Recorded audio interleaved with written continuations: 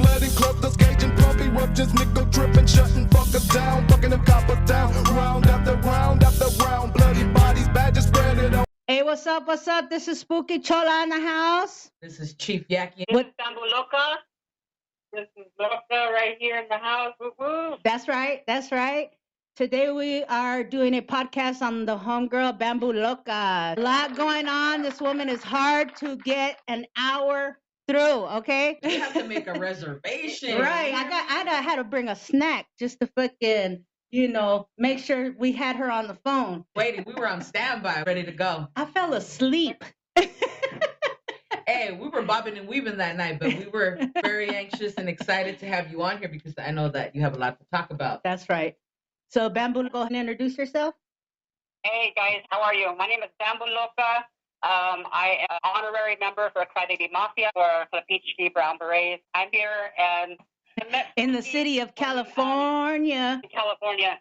That's the right. Is the West. But I met Spooky back in Washington like 10 years ago, right at the very beginning of Crybaby Mafia that we launched, this organization. That's right. One of my day ones. Day one, that's right. Day one. That's right. Halfway naked. Halfway naked, shivering. Damn, it's cold over here, so that's crazy. Being told don't shake. Right. Hey, the lights kept us warm. Yeah. Shivering and told not to shake. Huh. That's right. Me and Bamboo go way back. Like I said, she's one of my day ones. This woman is in the community. When I say this woman's in the community, she is screaming loud. Putting in work. You did 11 miles the other day. Yes. I just hearing about that made me tired. 11 miles. Can you tell us a little bit more of that walk? Yeah, so we did a big MMIW peace and prayer walk for missing and murdered Indigenous women out here in Los Angeles on the 5th. And this was involving American Indian movement, my formation of Brown Berets, and Josie, the president of MMIW. Shout out. Figueroa. Yeah, shout out to Josie. This woman she goes through kidney dialysis. I know, I've seen that. Out there. Yes, still out there marching. This woman marched the full 11 miles without hesitation. Wow. And stopped to pray at a spot where one of the Indigenous sisters was trafficked from Minnesota up to Figueroa, and she was sex trafficked, and she was murdered out there. So she stopped to say a moment of silence and say her name. Right. And then we continued the march. I got to admit, I tapped out at about 7.5 miles. I couldn't do it no more. I was to the point where I took off my shoes. I heard one of the ladies had blisters all over her feet when they got there. Yeah. And she took her shoes off. I was walking with my socks on in the filthy streets of Los Angeles. I know, damn. You did what you could do, and at least you were out there doing it, man. 1 mile is a lot. Right. Wow. But we there was some Indigenous brothers and sisters that came from Arizona. They had a big poster of Emily Pike on the van, and the cars were just coasting alongside of us walkers. And so if anyone needed to have a break, they could jump into the van. Yeah. So wow. I tapped out, jumped in the van, and we coasted behind the walkers, and we met at City Hall. Wow. So that's awesome, though, man. That's a long walk. It was powerful, too. I saw that. I have a question for you, Fernanda. Yes. I've been noticing, I watch everybody, me on eyes or everywhere, but your dedication to women and women that are single mothers in general. What drives you for women and single mothers? I notice also that you really support women and really try to help women in domestic violence. What's behind your story? Well, my mom was a single mother. She never owned a car, and I grew up in Arizona, so, very extreme heat. Stock conditions, and she never complained. My mom worked a very hard labor job, and Monday through Friday, she had that job. She never called in sick. She was always there, no excuses. She walked all the way to work, did her shift, walked all the way back. She was a very hard-working woman, and she was a single mother. She definitely a role model. Yes. She left my dad when I was 2. He was abusive, and she was a single mom the whole time. I was at one point myself a single mom, being young and divorced, and I had 4 young kids. At one time, I didn't have a car myself, so I was riding the bus. And, I've been there, so I know how it is for single moms. So I'm also a domestic violence survivor, so I'm always out there trying to help other women to escape that dangerous home life of walking on eggshells and being hit in the face and verbal and physical abuse. So I try to help these women and encourage them to and it's made you a strong individual, I'll tell you that. Yeah, and you can understand them and relate to them. That's something that's deep to help them out. Yeah. I mean, I've helped several women escape. Myself, I'd get in a U-Haul when he's at work. We have an escape plan. And once he's at work, I'm like, let's do it. I got the U-Haul on standby. I got volunteer guys to help load. Let's go. But they have to be serious and not go back. Because, one of the ladies that contacted us first started CBM. She's out here in Washington. She reached out to me at 1 o'clock in the morning one time, and she was locked in her closet. You can hear her old man screaming outside the door of her closet. And I told her, I said, where are you? I'll go get you right now. And she didn't know me, you know what I mean? Like, she trusted me with everything, When I sent for her, she couldn't leave him. And the next day, they were all in love again. And I was like, you know what? This lady still reaches out to me. And we're talking at least in the beginning of CBM. So that was at least 10 years ago. She's still reaching out to me to leave this guy. For you to walk away like that, and man, that takes so much. It does. I think we've all known somebody who's gone through domestic violence in one way or another. Definitely did.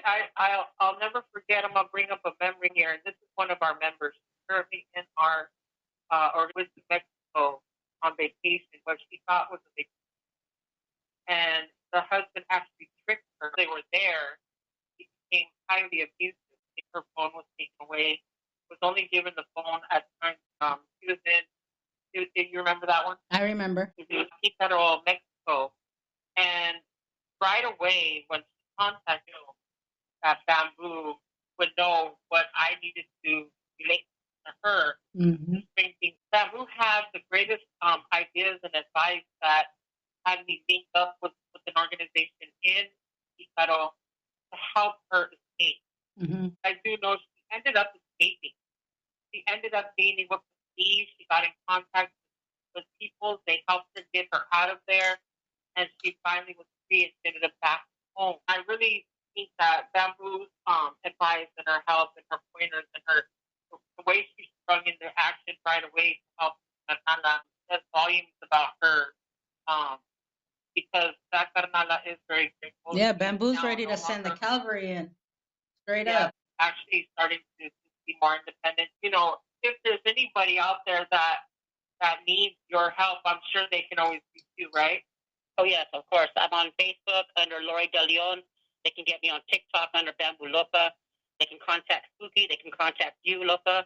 Right. Anybody. So Maria, too. Yeah, okay, we got an awesome team when it comes to Crybaby Mafia. If you don't know what Crybaby Mafia is, check out our social medias. We do a lot of community service, help a lot of domestic violence. There's always a school drive, Christmas time, dinners. Crybaby Mafia does a lot. For the summer, right? Yes, they do Operation H2O, and that's a nationwide event where CBM members go out and give water to the locals while they're outside. If they're working, they're getting water. If they're, Gatorades and so forth.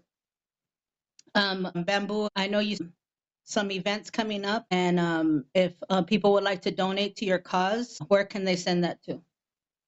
So right now I have my Arizona chapter is doing a water drive right now for the houseless community. So we have a water drive right now for Arizona chapter. My Orange County, California chapter has a hygiene donation drive where we're collecting hygiene, men and women's clothing, shoes, especially women's toiletries like, sanitary napkins, tampons, that kind of thing. All donations will be donated to the Mariposa. It's a homeless center in Orange County. What city are you in Arizona? In the Phoenix Mesa area. Oh, Phoenix. Okay. So maybe we can reach out to Arizona chapter, Crybaby Mafia. Maybe they would like to help out. Yes, he is a member of Crybaby Mafia, honorary of Crybaby Mafia, and does work with Crybaby Mafia. But she also does awesome community work with her formation in different chapters. That's right. Yes. How many chapters do you have?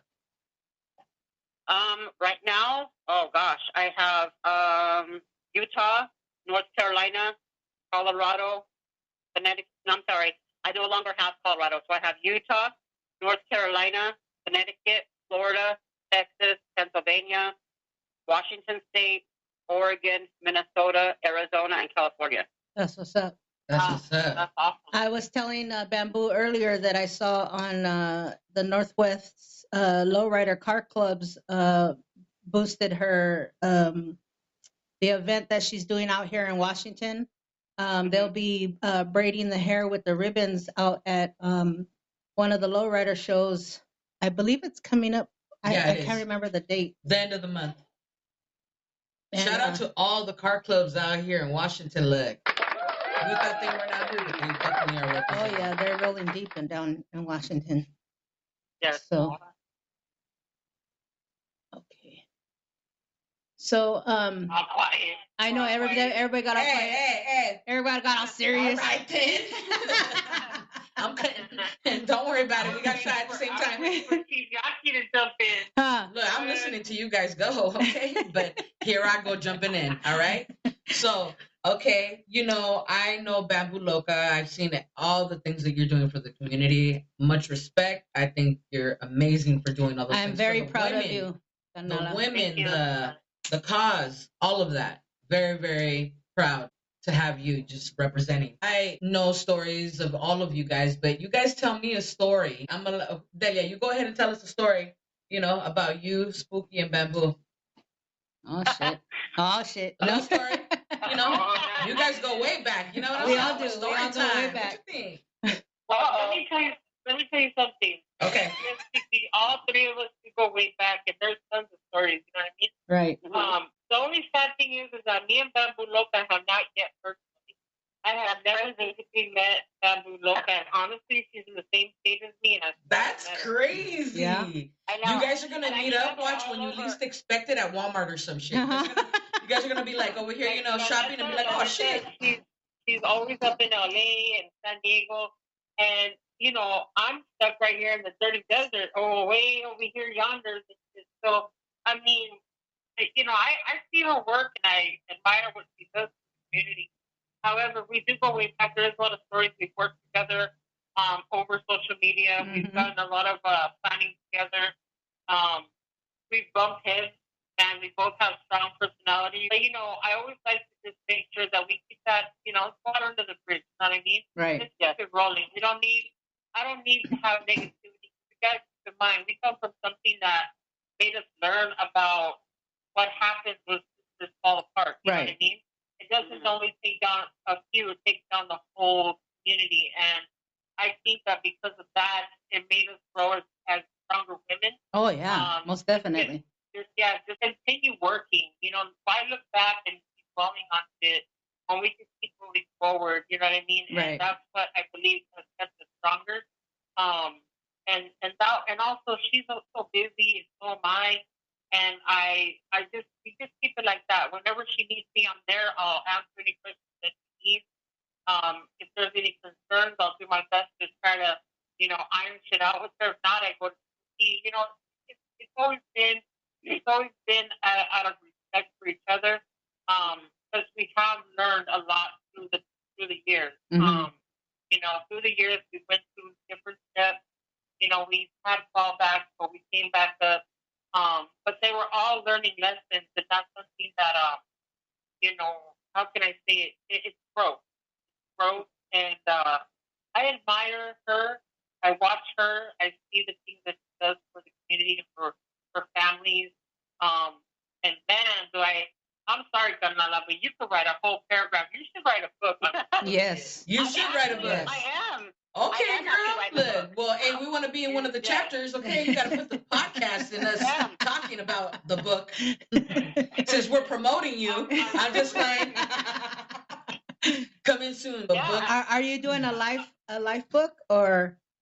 I am I'm actually in the middle of writing a book. That's actually, awesome. I'm fourth complete, and I'm still working on it. It does take a lot of time. It's called Now's Your Chance.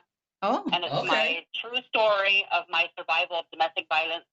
And now's your chance. It comes from all the times I've tried to help other women and myself too, because people have to understand the cycle of abuse. Oh yeah. When they brainwash you and they tell you, where are you going to go? You don't have nowhere to go. Like your friends don't, your family don't want you anymore.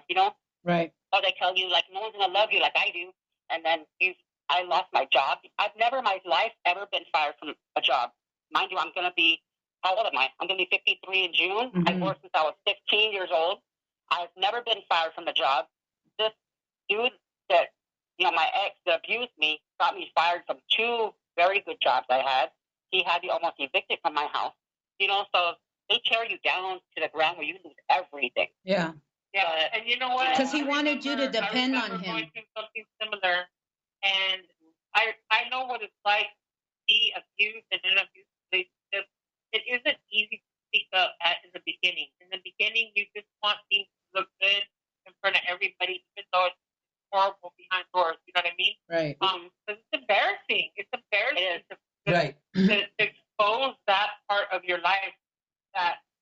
Like maybe you feel like, maybe these people were right on. They were right from the get. This guy is no good for me. But yet I kept sugarcoating it and covering up the wounds. But at the end, you have to reach out to someone to get the hell out. You know what I mean? And you're so strong for doing that. Like, and a lot of women don't get out. They don't live to tell. Unfortunate. Right. Yeah, they don't get out. They take it until late. It's too late. And for a reason, a higher power decided to keep you here. Now you have to see why, because now you're out there doing good work. Right.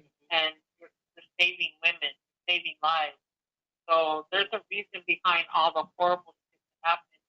It made you become the amazing helper that you are right now. I always think like there's a reason for everything, right? There definitely is. You don't want to be, you don't want to be grateful for it because damn, that was a real fucking chapter.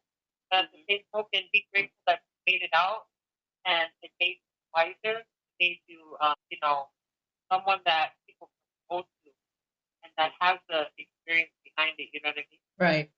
You also have somebody looking after, everything that you're doing. So you have to make the right decisions so that she knows, man, my mom is fucking strong. That's really important as well. Yeah, because they lived it too. Yeah. So you just didn't save yourself. You saved your family as well. Well, in my situation, we were only together for 18 months, thank God. But that was 18 months of torture. That's a long 18 months. Yeah, it was very long. And I was trying to leave him for a good year. But the problem is, in this situation, is there's really no protection for women and children. Right. The law enforcement don't give a shit. How many times I called 911, they never even come out. Or when they do come out, they come out like 5 hours later. And then he's gone by then. And, there's nowhere to go. There's no shelters. They're all full, but you get to a point where you're sick of this shit, and I got to a point where I had rented a small storage unit. And every day when he went to work, I was going and taking a box or 2 at a time. Slowly getting shit out of my house. That's the most important thing. And I had a backpack for myself and my daughter hidden behind the couch in case I had to run. I had medication. I had birth certificate. I had social security cards, the most important thing.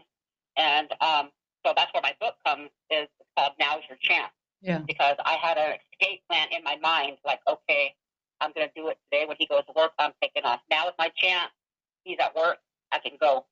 But it honestly took him almost killing me for me to finally leave my own home. And I was in my car, homeless, in my Cadillac for 3 months, couch hopping from place to place. Yeah. But you just get sick of it. Yeah. So that's crazy. I have to honestly say, if it wasn't for Spooky, I wouldn't be here. And Spooky knows this too, because I remember being homeless in my car and finally getting an apartment, and then DOC contacting me saying he was that out. let him out. He only served 22 months? 22 months for attempted murder. Basically, he got attempted murder, but that's horrible. He took a plea. He took a plea agreement, and they only gave him 22 months. Released him on 20. They gave him 24 months. Released him at 22 months for good behavior. Damn. 2 months early. So I was like terrified they would find me. So I remember calling him. And I was on the phone they even crying. released him to the same city. Yes. That's some bullshit. They wanted to release him at a halfway house by my house. Damn. Yep. Like, no consideration. And was that was in Washington, right? That was her Yes. her ticket. So do you think it would have been different in California because of the set of rules, or that's just how it is anywhere? Yeah. They ended up saying that they didn't have a choice because that was the only place that had a bed for him. But they did end up sending him like hours and hours away from me. That's but good. by then it was too late. I've already left my own home, Mhm. And I remember calling Spooky, and I was like, I don't know what to do. Like, I'm terrified to be here. And Spooky was like, don't even trip. I got you. And we got you out of that. Right. Fucked up. That's a fucked up situation She got me right, to be in. Yeah. I remember going to his court date, remember? Damn. Yeah. And she was terrified to see this man, but she had to see him. Like, she had to see him in his eyes. Like, I can't believe you did this to me. Yeah. And the fool didn't even want to look at any of us. Because he knew what he did. Yeah. Yeah. That's a coward.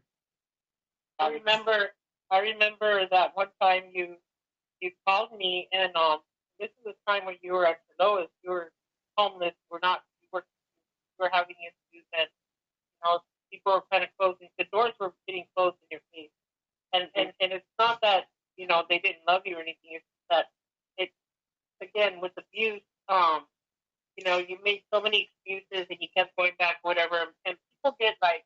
They get like, okay, I don't want no part of it. I remember one day you called me and you're like, we're at the park. And I was like, damn. Honestly, you were like, park, I don't know where I'm going to sleep tonight, but I'll be damned if we're going to sleep on the floor. Right. And, some way, somehow, you've always got yourself out of certain things. Like you would always put your daughters first. That's one thing that you're like, I don't care what happens to me. I just want to make sure my girls are good and my girls are protected, and I think that was your drive, honestly. Mm-hmm. Am I correct? Mm-hmm. Of course. Yeah. Because she was terrified of him. When she would hear him pulling up the driveway, she would run and come sit next on the couch. Like, she was so afraid of him. And, yeah, I hear him pulling it in her face. Like, she was afraid of him. So I had to get out, and that was my chance. I took that chance, and I just took off. I can't wait to read the book. Yeah, I know. We're all interested now. It's funny because I want to write a book too. It's funny that you say that, but not that type of book. I don't want everybody to know my business. Everybody's already in my business every day. Look, I do. I want to get like a Gwenmar. You know what I mean? And I want to write to my kids everything that they don't know about me, and like where I grew up, being a gang member in LA, all the shit that the people that I lost as a kid, my ex-boyfriend putting a gun to my head, shit like that. I want them to know why I am the person I am. Like, how did you transfer? Exactly. I want to leave it to my kids, a journal of everything about me that makes me me. I've been doing my ancestry, so I want to put, where I came from, because it's pretty shocking, my DNA. It's something I want to leave my kids so that they can put two and two together, why me and their dad didn't work out and everything else, just so that they know. The things about you that you don't say. Right. Now. Yeah, because they don't know none of that. Right. This is what it is. My story is. So, That's cool. it's crazy you say that, because it was like something I started doing a couple months ago. Just get a notebook and just jot down thoughts in your head when they come to you. That's what I started. I just started writing. I found out a lot through my DNA, and I was like, what? You mean the old compensation? The black and white ones. Yeah, the black and white ones. I was like, wait, yes, those ones. You know what I mean. You know what I'm saying. You remember. Don't act. You remember. Look, it's okay. We're a little eccentric, eclectic. So yeah, that's what I started doing, and I think it's important to leave back some information, because the kids only remember so much of their life. You gotta look back into your life and be like, damn, I did that shit. Yep. That's your story. Everybody has a story. So do you know when your book will be out? Do you have a set date? It'll probably take it'll take a couple of years, I think, to get it done, because I'm not even gonna force my way through. time, Yeah. you know. Yeah. And then once I finish it, I need to find like a publisher that can edit it for me. You know what? If you go on Amazon, they can publish your book and help you and do it all for free. Just so FYI. Okay. If you want connects, I know somebody that can help you with that too. She's a publisher of her own books. And if you need pictures, we got you. And, we'll bust out the video cameras and shit. Yeah, she has a similar life. You need within house, huh? In fact, the girl that I'm talking about, she writes a children's book for kids whose fathers are incarcerated, and she has her own story to tell, which is pretty similar like Bamboo's. She's a good people's, and I will definitely send you her link. Okay, cool. Thank you. What's up? So now I'm over here thinking like, damn, should I write a book? I mean, Right. Hey, I'm about to write a fucking book too. I mean, I be talking a lot. That's the whole motivation. See, and that's what you do. You empower women. Mhm. Everybody has their own thing. Just bust out. Let everybody know. Mhm. Shit. But a book is the way to do it. Yep. Everyone has a story to tell. Everyone has a story of their Hell life yeah. to tell. Yep. Hell yeah. Most definitely. Yeah. Yep. Just talking to Spooky the other day about me having memories of being like in 3rd and 4th grade and walking to school by myself. Right. And it's so dark, you know, and walking like 2 miles to school and Mhm. having to take care of myself because my mom worked so much. My mom too. She had 2 jobs. And we and all was have taking that care of 3 similar people. upbringing. Isn't it crazy how we talk about when we grew up and we're like, damn, none of our kids grew up like that. Our kids wouldn't make it. Man, you know what I'm saying? No. Like the shit we got to do. I remember my mom being mean and being like, my boyfriend's here. You got to come back. Right. You know, like, damn. Okay. So there you go into the streets. Like and we kicking in. had to be outside until the lights turned on. Yeah, like don't bring your ass in here. Shit. You thirsty, you better go outside that hose and drink that fucking hose water. is around the corner. Look. Here's I a mean, dollar. I remember taking off, like, you know, during the summer and just being all across town, like way hella far. And my mom, like, back then we didn't have cell phones. You know, we had pay phones, you know? Right. I had a Man. pager. I had a pager. I'd collect call everybody. I'd be like, you got to collect call, This was motherfucker. way before pagers came out. Huh. Yeah, this is way before the pagers came out. You know? Hey, and I bet you that you could walk 11 miles back then, her like nothing. Shit. But I remember taking off all day and then coming home. You better have your ass home before the porch light comes on. Uh-huh. The street light come on, you know? Mm-hmm. Yep, we had to make our own meals and All I know is that we are the generation. I'm gonna say it right now. We're the generation of kids that are the reason why cemeteries lock up now. Because yes. if you remember back in the day, Yes. when I was a youngster, that's where we used to hang out. I Hell still yeah. do. I used to hang out right there, and that's where we used to party and drink and shit. Uh-huh. Old habits die hard. Like, Yeah. no lie. Yep. No And lie. it's You know what I peaceful. mean? It's fucking It's the peaceful most in that peaceful place motherfucker. you can go to. Anyway, it was peaceful for those that don't see the dead. I'm gonna say it like that. Mm-hmm. Because if you could see, if you have that feeling in your, Mm-hmm. maybe not so quiet, but I'm gonna say it right now. Not all dead people are evil. Right. They're not there to hurt you. They're not there to bother you or nothing. You're actually bothering them by being there. But I never felt any unease or anything like that. That shit was fun. So It was not too just long ago, value. They say fear the living instead of fearing the dead. Hanging out at the cemetery. right? Real shit. Not too long ago, me and Chief Yaki went to a cemetery here locally, right? An old And pioneer one. She goes her way and I go my way, and I got my regulars that I go and I give their little toys and stuff and I put onto their gravestones. She comes back and she's like, did old man wave to you and say hi? And I was like, what old man? And she was like, you're messing with me, right? And I was like, what are you talking about? And she was like, this little old man that just walked through here, he didn't say hello to you? And He I was walked down the side of the fence. I'm not even lying. He walked down the side of the fence, and I was just looking at like for feathers or acorns or some shit, right? And so I'm walking around, and this viejito walked around in a jogger suit, like the fucking 80s and shit. And he waved to me, and I waved back. He didn't say nothing to me, and then he just kept going, and I'm like, what the fuck? and so like he walked So I was past like, let me. me go see where Spooky's at, you know, because we were right there, but still. So I went over there and I was like, did you see, where the fuck did he go? And she was like, what, man? I said, I'm like, oh, who are you hell talking nah. about? Shit. I was like, I was all by myself out here. Needless to say, I don't be going nowhere now. I just be right there. Shit, I ain't going walking by my fucking self. Hell nah. fucking cucuy and shit. Hey, I like horror shit, but I ain't that fucking brave. I know. In the nighttime, I'd be telling her the cuckoo's gonna get you. In the fucking living room, okay? She'd be like, oh, little does she know I am the cuckoo. Let me tell you something. I know you know, Bamboo. I know you know. But over here in fucking Washington, it's fucking darker than a motherfucker. I told Spooky, I was like, man, I used to walk around National City, fucking Sandy Chicano Park, no fucks given.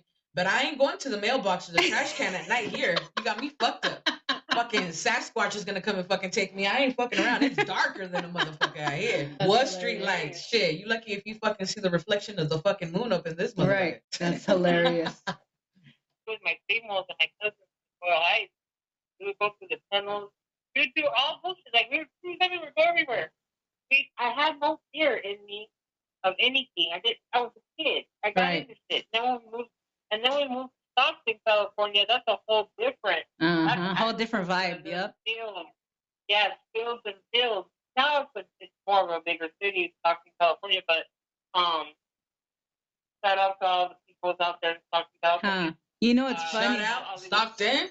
What's funny is you mentioned those tunnels, and somebody on the internet had mentioned those tunnels back in the day in LA. How instead of crossing the street, you had to walk under the tunnels.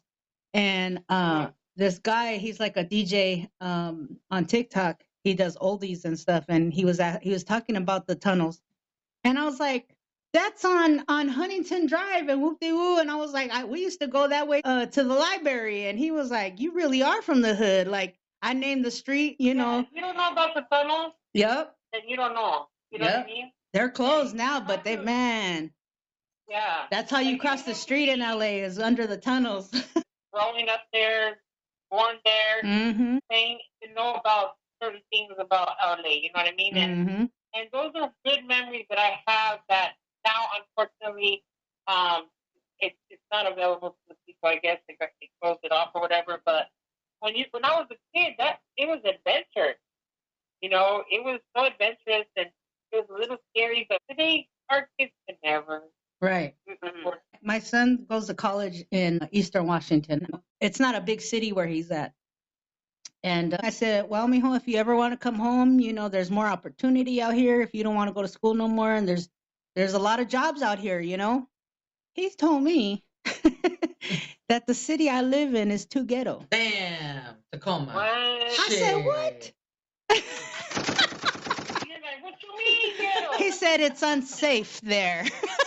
Oh, wow. Man. I said, look, I didn't even have nothing back to say. I was like, okay, that's fine. That's crazy. Talking about our kids, Bamboo, how many children do you have? I have 6 kids and 4 grandkids. My youngest granddaughter, I adopted her when she was 18 months old, so she's technically my daughter. Yeah. But I've had her since she was 18 months. Wow. Yeah. So she's now 13. Dang, already? 4 grandkids? Damn. Damn. That's what's up. Yeah. Congratulations on that one. I love you, Grandma. Yeah, so I have 2 in Vegas, and then I have 1 in Tacoma, and then I have my youngest with me. That's cool. That's right. Bamboo, guess what? I'm sorry? Guess what? I'm going to be a nana. Damn it. There we go.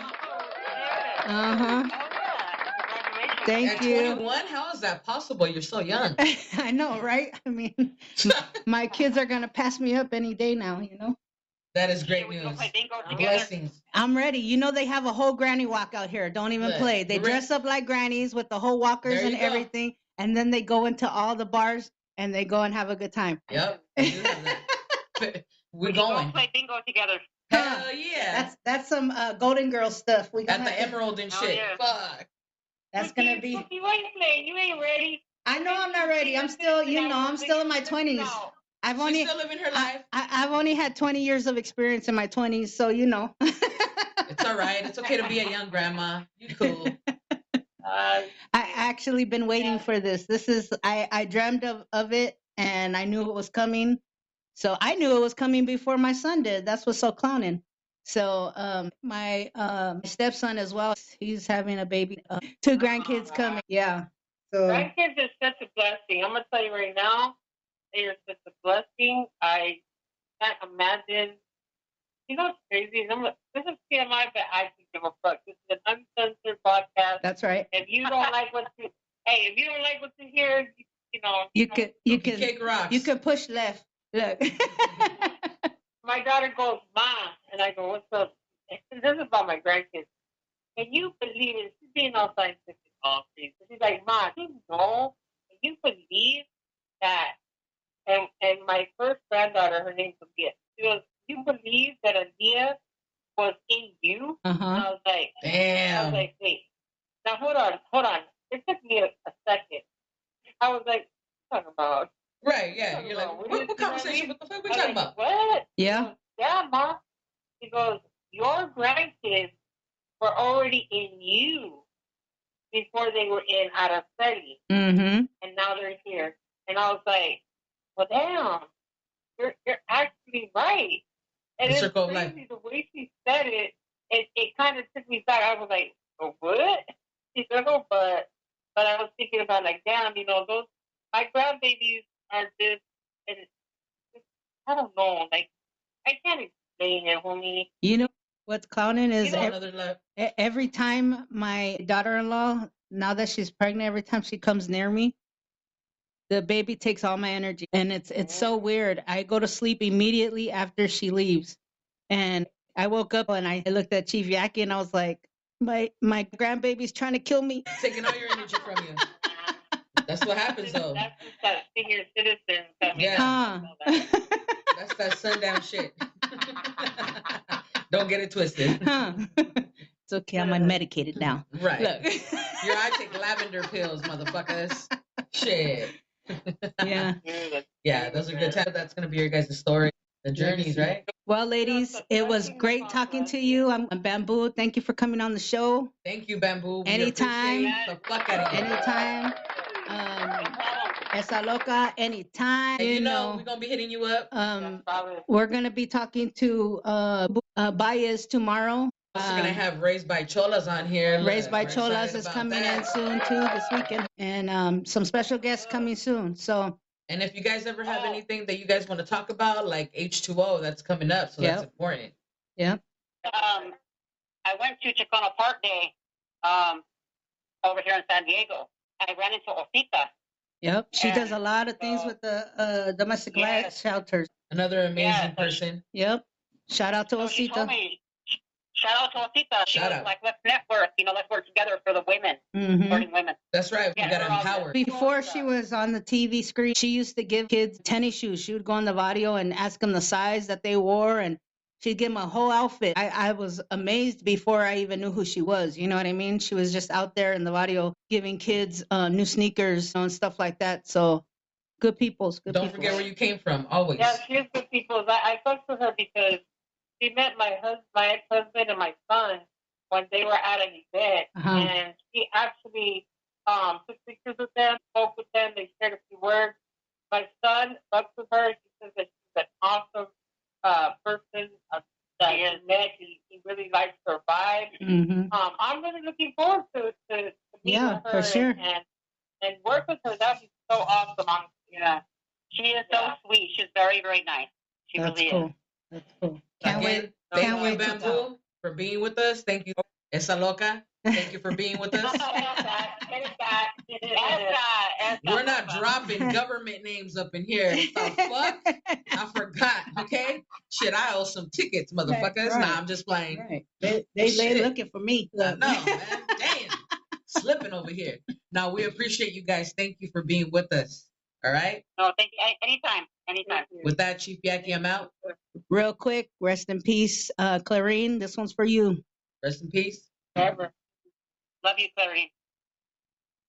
And with that being said, this is Spooky Chola and Chief Yaki. Uncensored. Don't forget to like and subscribe. Al rato.